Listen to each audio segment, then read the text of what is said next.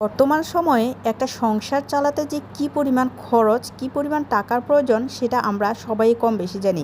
কিন্তু আমরা এটা জানি না কম বেশি টাকা খরচের সাথে সাথে আমাদের যে সঞ্চয়ের কী প্রয়োজন সেটা আমরা অনেকেই জানি না, আর জানলেও সেটা আমরা করি না। সঞ্চয়টা শুরু করতে হবে, হ্যাঁ শুরু করতেই হবে। সব কিছুর পিছনে শুরুটাই হচ্ছে জরুরি। আপনি যদি সঞ্চয় শুরু করেন তাহলে একদম প্রথম থেকে, যখন ভাইয়েরা আর আপুরা যারাই হন, আপনার প্রথম ইনকাম, ভাইয়েরা যদি ইনকাম শুরু করেন একদম প্রথম ইনকাম থেকে আপনাদের সঞ্চয়টা করা শুরু করা একদম জরুরি।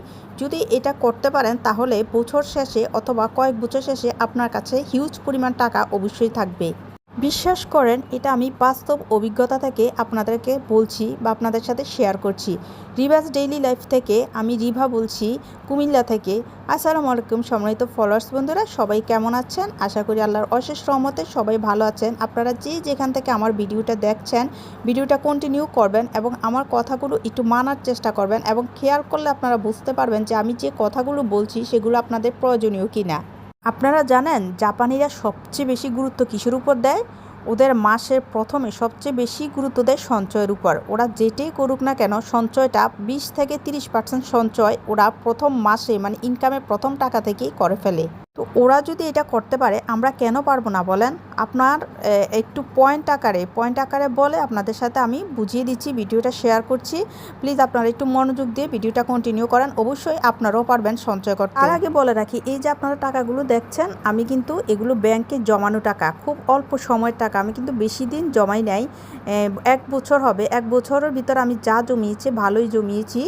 আর সবগুলো দেখেন নতুন টাকা। আর এগুলো বেশিরভাগ আমি জমিয়েছি আমার বোনাস থেকে। যেমন ঈদে বা এমনিতে অনেকে আসলে বা টাকা থাকে এরকম বোনাস, ওই বোনাসটা তো আছেই। আবার সাথে সাথে আমার হাজব্যান্ড আমাকে যেই টাকা দেয় আমাকে খরচের জন্য, হাত খরচের জন্য, ওই টাকা থেকে আমি কিছু টাকা সবসময় সঞ্চয় করি। আর সবসময় আমি যখনই বাজারে যাই, বাজার করি, ওইখান থেকে আমি চেষ্টা করি যে আমি 100 টাকা, 200 টাকা, 500 টাকা বাঁচানোর জন্য, যেভাবেই হোক নতুন নোট যেগুলো আসে আমার কাছে, নতুন নোট আমি সবসময় আলাদা করে রাখি, বাঁচিয়ে রাখি। 100 হোক, 200 হোক, যত টাকাই হোক বাজারে শেষে ওই টাকাটা আমি এনে সাথে সাথে আমি ব্যাংকে ফেলে দিই, একদম দেরি করি না।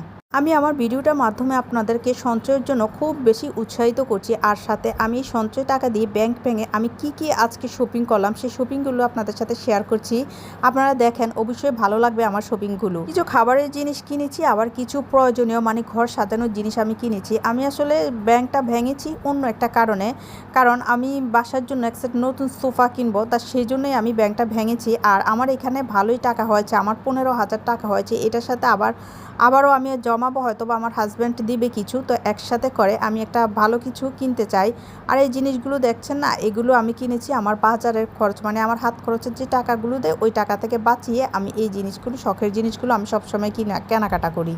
বলছি ভাইয়েরা বোনেরা, টাকা জমানোটা যে কী পরিমাণ প্রয়োজন বর্তমান যুগের জন্য, সেটা আপনারা জমানোর পরে বা বুঝতে পারবেন, একটা সময় গেলে অবশ্যই বুঝতে পারবেন। আমরা যারা একটু ম্যাচিউরড, মানে আমাদের ছেলে সন্তানের একটু বড় হয়েছে, তারা কিন্তু আমরা এখন হাড়ে হাড়ে এই জিনিসটা বুঝতে পারছি। আর যারা মনে করেন ইন্টারমিডিয়েটে পড়ে বা এরকম, তাদের হাতে টিউশনির টাকা, এই টাকা সেই টাকা আসলে কিন্তু তারা খরচ করে ফেলে, তখন কিন্তু জমানোর চিন্তাই করে। আর তখন থেকে যদি জমানোটা শুরু হয়, তখনই বছর শেষে কয়েক বছর গেলে তার হাতে হিউজ পরিমাণ টাকা হয়ে যাবে।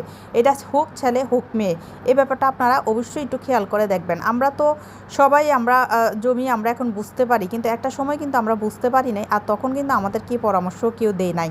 তাই আজকে আমি আপনাদেরকে এই পরামর্শ দিয়েছি, যারা টিনেজার আছেন, অল্প বয়স, যারা টিউশনি করছেন, আপনারা এখন থেকেই শুরু করেন। খুব অল্প পরিমাণ টাকা হলেও জমিয়ে দেখেন, শুরু করেন, দেখবেন আপনারা কিছু বছর পরে আপনারা নিজেই বুঝতে পারবেন আপনাদের কি প্রয়োজনটা, বা আপনারা কি উপকার করেছেন, কি করেছেন জীবন, আপনারা নিজেই সেটা বুঝতে পারবেন।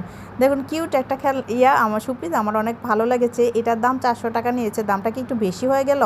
তো এটা একদম আলোতে, এটা হচ্ছে আলো পড়লে এটা নিজে নিজে নড়ে, যে কোনো আলো পড়লে, একটু আলো পেলেই এটা সেন্সর টাইপের, সেন্সরে কাজ করে। তারপর দেখেন আমি আরও কি শপিং করেছি, তো আপনারা সাথে সাথে এটাও বলবেন আমার শপিংগুলো কেমন হয়েছে।